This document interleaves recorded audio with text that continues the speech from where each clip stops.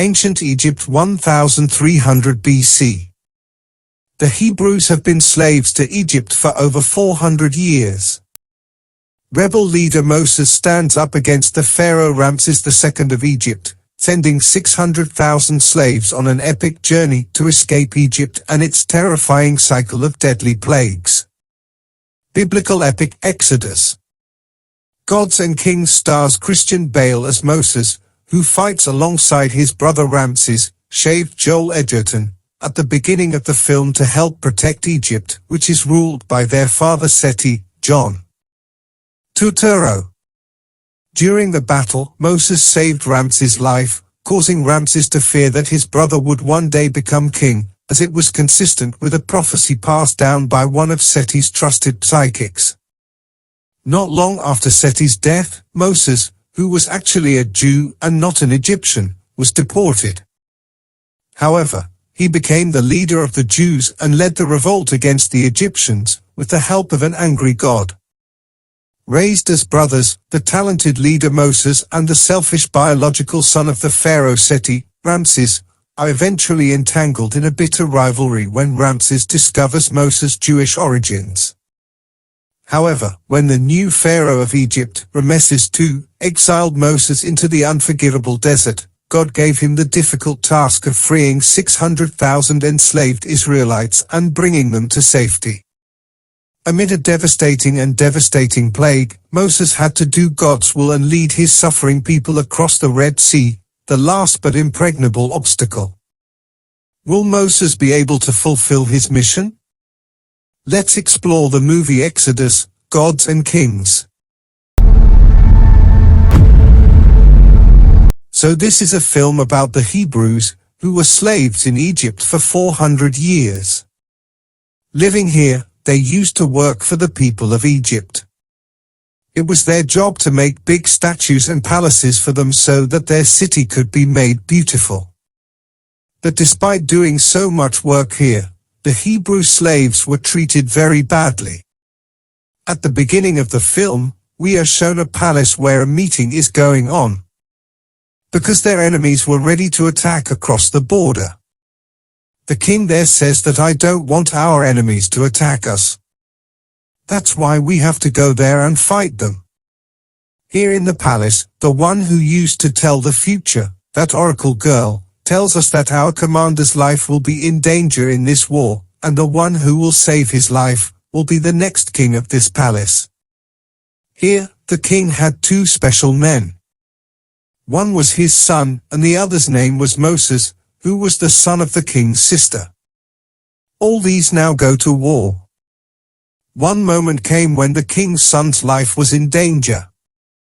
Here Moses had saved the king's son's life. When they come back to the palace from the war and the king finds out that Moses has saved his son's life, he starts thinking. Like the oracle girl had told her, the one who saves the commander's life in the war will be the second commander, and the next king. The king now calls Moses to him to talk about this and says, I know.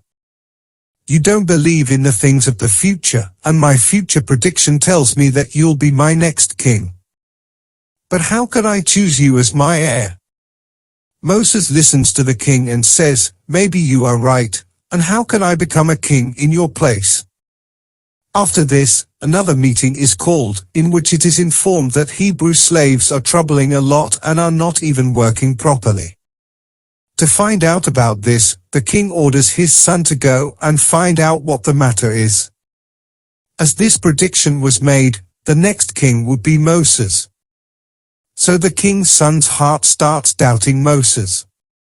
Now Moses comes to the king's son and says, don't go to the slaves, this will be against your pride.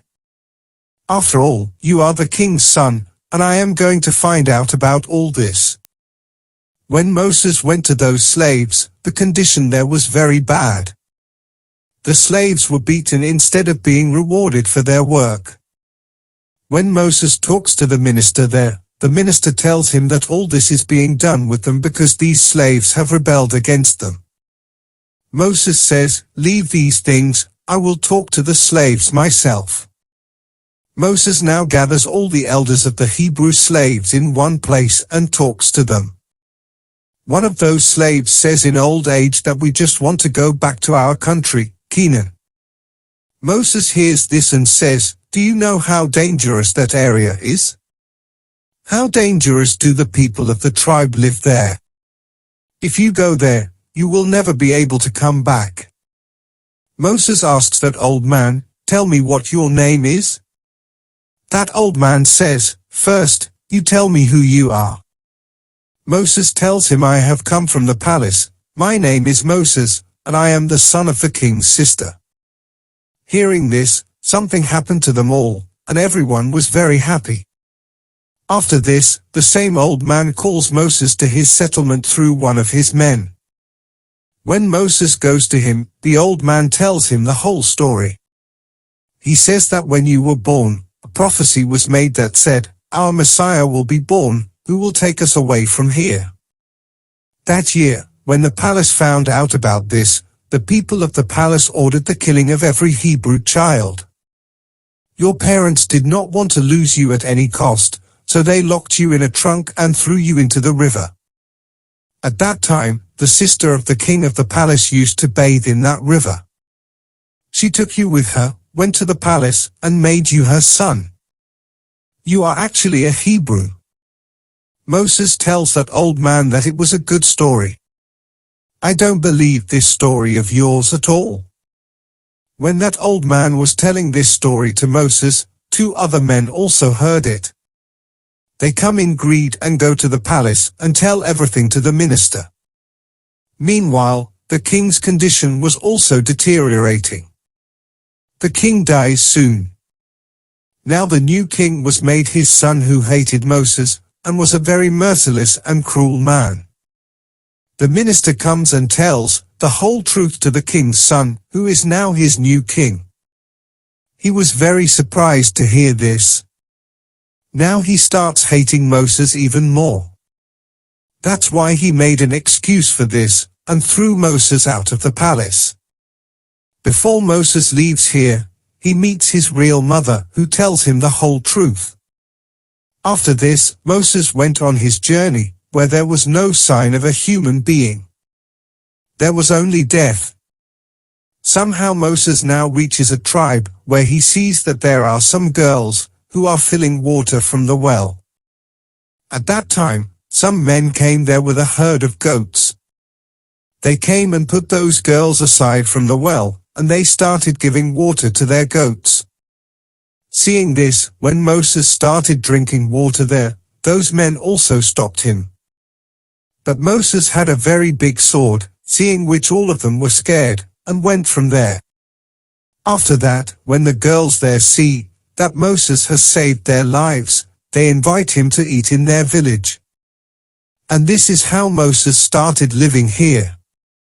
He also falls in love with a girl. Very soon they got married. A son is born to Moses. It had been 9 years since he had been living here. He now used to graze goats. One day a very strong storm comes. His goats had climbed a mountain due to the storm. The people here used to call it the Mountain of God. When Moses climbs up to take his goats, a lot of soil and stones fall down. Because of this, he is buried in the soil. He only had his mouth out. After a while, when he regains consciousness, he sees that a tree is on fire. Then a child comes to him and says, "You have come here and forgotten your old people, who are still waiting for you." They know that one day, their Messiah will definitely set them free. He became unconscious after hearing these words. Now, when he regains consciousness again, he is at his house, where he tells his wife about that child. He says that I think God is giving me a sign that I should go and save my people's lives. Moses hears these words again. That's why he had decided that he would definitely go to Egypt again. After reaching Egypt, he first goes to the same old man who told him the whole truth. He says that after you leave, you will start to be treated even worse. Now at night, Moses quietly goes to the palace of stable, where the new king of this place, i.e., the son of the king, is also there. Moses came from behind and put a sword on his neck. When the king sees that this is Moses, he says, "I am happy to see you alive, my brother." Moses says, "Yes, you wanted me to die, but look, I am alive." He says that I have come here, after seeing the condition of the Hebrew slaves. You treat them very badly. If they work for you, then you should get the fruit of their hard work, not beating. Saying this, Moses starts leaving from here. The king says that don't listen to them. Moses says, "I am not listening to them, but I have received a sign from God that I should help them." Saying this, Moses left from there. After this, it is shown that a meeting was called in the palace, in which the king says that Moses had come to him. He put a sword on my neck, and talked about freeing those slaves. So now he has no right to stay alive. Kill him wherever he is seen. Now whoever is asked about Moses from the family, where is he? Those who were supporting Moses were not ready to tell anything. That's why the king's soldiers hang them alive. This was a punishment for those slaves, not to tell about Moses. On the other hand, Moses is shown, who was preparing his team along with the slaves, in which he also teaches them horse riding, archery, and sword fighting, so that all of them can fight for their freedom. Very soon, Moses' team was ready. First of all, these people make this plan, that they will trouble the people of Egypt, so that they can free them by telling their king. They also set fire to their houses. Even their boats were burnt. One day the same child comes to Moses, who saw him on the mountain that day. He says that the war you are fighting will take centuries. You can never win. Moses asks that child, "Then what should I do?" That child says, "Just keep watching." Now what happens? There was a man standing there who was watching Moses. Who is he talking to? But he does not see that child. It means that God had come to Moses in the form of that child. And the next day, big crocodiles are caught in the river of Egypt. They eat them by tearing them apart. Not a single fish was left alive in the river.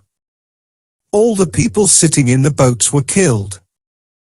Instead of water, blood starts flowing in the river. Because of this, their crops also stopped getting water. And all the crops are destroyed. Then they are attacked by frogs. A lot of frogs came to Egypt. And when these frogs died, a lot of flies came to them. The number of flies was so high that they could not even eat food. Then leprosy spread, which neither left the king nor the queen. Even after all this, the king did not stop. One day, Moses rides on a horse and sends it to the king, that you will have to free the slaves. Otherwise, after this, more disasters can come to you, which is from God. But the king was still not ready to agree. After this, he began to torture the slaves even more. When God saw this, it started raining stones in Egypt. All the sheep and goats died. And the last attack was by the locust. Because of this, all the crops there were destroyed. The king was also fed up with all these disasters. That's why he goes to pray to his God, so that all the problems can be removed. Then he feels that Moses is there. He says, "Moses, you are here, right?" After which the king was angry. He says, "Yes, I used to think that all this was from God. But I have understood that you are doing all this, Moses. Now I am not going to free any slaves. And I see who wins. me or your God? After which Moses again comes to the same mountain, where he used to get a child in the form of God. Moses says that he does not agree with us. That God means that the child says after 400 years of slavery, the king will have to free all the Hebrews. Otherwise, go and tell him that as soon as tomorrow morning, all the children of Egypt will die. And yes, tell our people to cut a sheep and put its blood in front of their door. Then the night here changes into the day. Moses comes to the king and says that before tomorrow night, you will have to free all the slaves. Otherwise, all the children here will die. When it was night, a black shadow had taken over the whole of Egypt. Due to this, all the children of Egypt died. In the morning, the king brings his son's corpse to Moses and says, "What kind of God is yours? The one who killed our children. Go, get out of here." He finally gave up and freed all the slaves. Moses takes his people and goes to their country. But after a while, the king in the palace realized that he should not have left them like this. That's why he takes 4,000 people with him and follows them. Although he was 4 days away from Moses. But he had horses. That's why he reaches them quickly. There, Moses also found out that the king of Egypt was coming behind him. That's why he tells his people to go through the mountain road. Because he knew that the king's horses could not walk in this way, and it also happens that when the king's horses passed through that way, they fell into the ravine due to the slipping of the horses' feet. The king had suffered a great loss. Finally, the king reaches Moses. Now there was a sea in front of Moses. He decides that he will cross the sea, the sign of which he got from God. When he took his people and moved forward, the water in the sea began to decrease. And a road is formed in the middle, through which everyone has crossed the sea. When the people of the king also started walking on that road, the water began to flow again. They understood that now their lives were in danger. Everyone runs backward. The water of the sea had quickly engulfed them. Everyone was killed except the king. The king was now completely alone. He could not do anything. Moses takes his people and moves forward. First of all, he goes to his house, where his wife and son are. Now he had complete faith in God. He takes everyone from here and goes to Canaan, their country, where they can spend their lives freely. At the end of the story, we are shown that on this journey, there was also a child with Moses, who used to come to him in the form of God. And with this, the story of this movie ends here.